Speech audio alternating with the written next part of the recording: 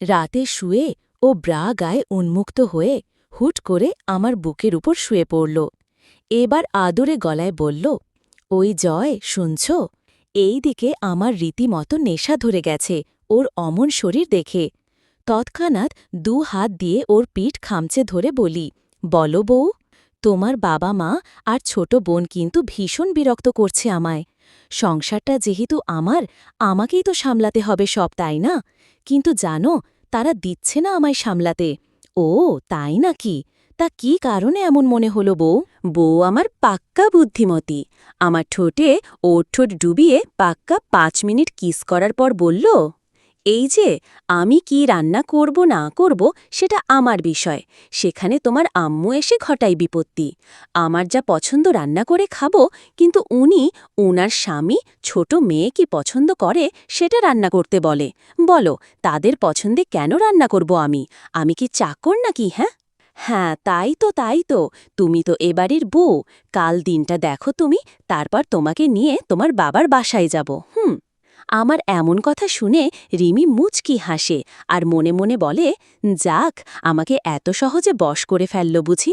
এমন সময় আহ্লাবি সুরে বলল, কেন গো বল, এই বাড়ি তো আমারই, তাই না?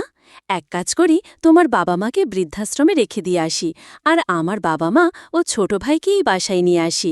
জানো, বড় ভাইয়া তার বউয়ের কথায় উঠবস করে, বাবা মাকে কষ্ট দেয়। আমি বললাম, ইস, এটা তো বড্ড খারাপ কথা বউ, নিয়ে এসো তাদের। কেমন? তোমার বাবা মা তো আমারই বাবা মা, তাই না?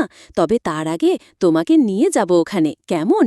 রিমি খুশিতে আবারও জাঠঠোঁট এক করে দেয়, তারপর আমার নিচের দিকে। কি হলো বলবো, জানি আপনারা সব বোঝেন। রাত 1টা বেজে গেছে। রিমি গিয়েছে গোসল করতে, আর আমিও করেছি গোসল, তবে ওর আগে। বিছানায় শুয়ে পড়তে যাব এমন সময় কিচেন থেকে কেমন যেন একটা শব্দ এলো। বুঝলাম আম্মাজান কিছু বানাচ্ছেন। তাই দেরি না করে চুপি চুপি ঘর থেকে বের হয়ে কিচেনে যেতেই দেখি আম্মু রুটি ভাজছে আর আব্বু পরোটা বানিয়ে দিচ্ছে। কিন্তু তারা আমায় দেখেনি, কারণ আমি তাদের পেছনে ছিলাম। এইদিকে আমার রুমের বাথরুমের দরজা খোলার শব্দে শুনে দ্রুত রুমে চলে আসি। এসে দেখি রিমি বের হয়ে কাপড় পরছে। কাপড় বলতে পরনে দুটো ছোট ছোট কাপড়, যার একটা পুরুষ দেখলে নিজেকে আর ধরে রাখতে পারে না। আমিও পারিনি।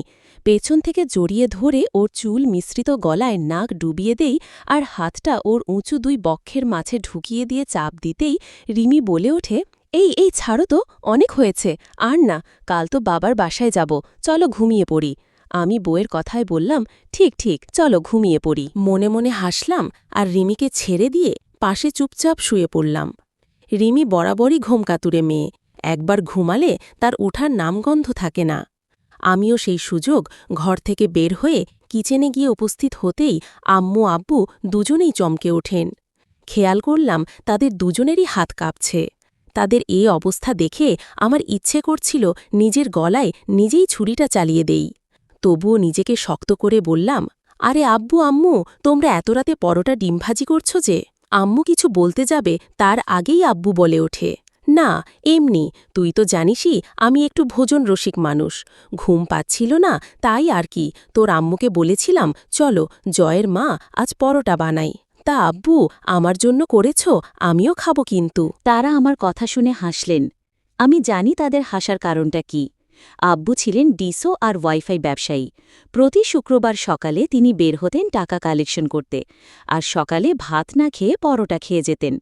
বর্তমানে আব্বু তার ব্যবসা আমায় দিয়ে দিয়েছেন, যার জন্য আমি সকালে যাই টাকা কালেকশনে। আগে আম্মু আব্বুকে পরোটা করে দিতেন, এখন আমায় দেয় আমার স্ত্রী রিমি। তবে সে শুধু ভাজে, আমাকে দেখিয়ে দেখিয়ে। তবে সবকিছু যে আব্বু আম্মু রাতেই ঠিকঠাক করে রাখেন, সেটা আজ আমার নজরে আসলো। তবুও চুপ থাকলাম। দেখতে চেয়েছিলাম বাবা মা মুখ ফুটে বলে কি না। না, আমার মা বাবা দুজনেই ছিলেন প্রচণ্ড রাগী, কিন্তু তারা আমার বিয়ের পর হঠাৎ বিড়াল হয়ে গেলেন। আমি জানি সেই বিড়াল হওয়ার কারণ, তাদের ভয়। তারা মনে করেন ব্যবসা ছেলেকে দিয়ে দিয়েছেন, এই দিকে ছোট ছেলেকে আলাদা করে দিয়েছেন, আর মেয়ে তো শ্বশুরবাড়ি, তাই বাড়িটাও আমায় দিয়েছেন। এখন বউয়ের সাথে ঝামেলা করলে আমি যদি তাদের বাড়ি থেকে তাড়িয়ে দেই। আমি মনে মনে হাসতাম তাদের চিন্তা দেখে। মনে মনে নিজেকে বললাম, আমাকে তেমরা মানুষ করেছ, অমানুষ করনি। আমি এমন কিছুই করব না, কখনো না। এসব ভাবছি এমন সময় আব্বু পরোটা আর ডিম অমলেট তুলে দিলেন প্লেটে। আমি ঝটপট খেয়ে নিলাম। তারপর রুমে এসে বিল কালেকশনের স্লিপ আর পার্ড আব্বু কাছে দিয়ে বললাম, আব্বু, আগামীকাল আমি শ্বশুরবাড়ি যাব, তুম বিল কালেকশন করে নিও। আব্বুর এক উত্তর, না বাবা, আমি ওসব পারবো না। তাছাড়া কে কোন মাসের বিল দিয়েছে আমি তো জানি না। তুমি কাল তুলতে না পারলে পরের দিন তুলিও। আমি আর কথা বাড়ালাম না, রুমে এসে শুয়ে পড়লাম। পরের দিন সকাল হতেই স্ত্রীকে নিয়ে হাজির হলাম শ্বশুরবাড়ি। আমাদের দেখে শ্বশুর শাশুড়ি আর রিমির ভাই খুশি হলেও রিমির ভাবির মুখ দেখলাম রীতিমতো কালো হয়ে গেল। যেমনটা আমার বোন আসলে রিমির মুখ ভার হতো। আমি বাঁকা হাসিতে হাসলাম তার চেহারা দেখে আর বললাম, ভাবি, টেনশন নেই, খেতে আসিনি আমি, জাস্ট কিছু কথা বলে চলে যাব। রিমি, চলো ভেতরে। ড্রয়িং রুমে রিমি, ওর বাবা মা, ভাই, ভাবি আর আমি বসে আছি। এমন সময় রিমি বলে ওঠে, এই বলো, কি বলতে এসেছিলে? আমি রিমির দিকে তাকালাম। ওর চেহারায় যেন খুশির ঝলক উপসে পড়ছে। ও ভেবেছে আমি তার বাবা মাকে নিয়ে যাবার জন্য এসেছি। আমি ঘড়ির দিকে তাকালাম। সকাল 10টা বাজে। আমাকে দ্রুত কথা শেষ করতে হবে, তাই বলি, বাবা মা, আপনারা কি জানেন আপনার মেয়ের চরিত্র কেমন? রিমির বাবা অবাক হয়ে বললেন, মানে বাবা, বুঝলাম না। আসলে বাবা, আমি বুঝাতে চাচ্ছি, আপনার মেয়ে আসলে জাতে ছোট লোক। না, ছোট লোক বললে ভুল হবে, ও একটা কাল নাগিনী। জানেন বাবা, আপনার মেয়ে আমার বাবা মাকে নিজের বাবা মা মনে করে না। আমার বিয়ে হওয়ার পর আমার রোজগার করা টাকা আমার বাবা মা পেট ভরে একদিনও আরাম আইসে খেতে পারেননি, অথচ যা বিয়ের আগে খেতেন। আমি আজ 5টা মাস নিজের বাবা মাকে হাসতে দেখিনি। ওরা সবসময় ভীতু আর গম্ভীর হয়ে থাকেন, কোনো এক চিন্তায়। রাতে আমার মা এবং তার স্বামী, মানে আমার বাবার জন্য মা লুকিয়ে তার পছন্দের খাবার রান্না করে দেন। তার কারণ কি জানেন বাবা? আপনার মেয়ে আমার বাবা মায়ের পছন্দের খাবার রান্না করতে দেয় না, অতিরিক্ত খরচ হবে বলে। আপনার মেয়ে হয়তো জানে না আমি যে ব্যবসা করি সেটা আমার বাবার ব্যবসায়। ও যে বাড়িতে থাকে সেটাও আমার নয়, আমার বাবার তৈরি করা সম্পদ। আর এই যে আমি, মানে ওর স্বামী, বিয়ের আগে আমি আমার বাবার চোখের সন্তান ছিলাম, অথচ আমার বাবার ব্যবসার টাকা, বাবার বাড়ি আর বাবার ছেলের মূল্য নেই তার ছেলের বউ আছে। আর আমারই বাবার সেই বাড়িতে যখন আমার ছোট বোন জামাই হয়ে আসে, তখন আপনার মেয়ের মুখ হাসির বদলে কালো হয়ে যায়, যেমনটা আপনার ছেলের বউয়ের হয়েছে আমাদের দেখে। আরও কি জানেন বাবা, গতকাল আপনার মেয়ে আমার সাথে ঘনিষ্ঠ অবস্থায় এসে আমায় বশ করতে চেয়েছিল।